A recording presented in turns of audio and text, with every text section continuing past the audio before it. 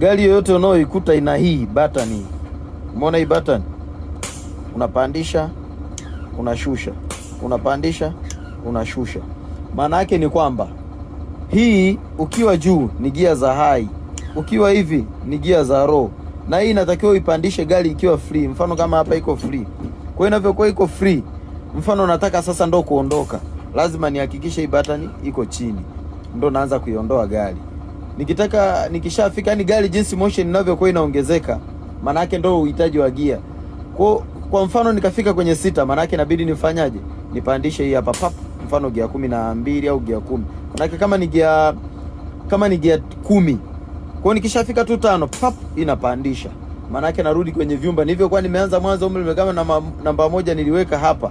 Maana yake namba 1 nitaipatia hapa. Kama niliweka nyuma, namba 6 nayo nitaipatia hapo hapo. Kwa 7 hivyo hivyo naenda narudi hivyo hivyo kwenye mashimo yale yale ambayo nilitembea.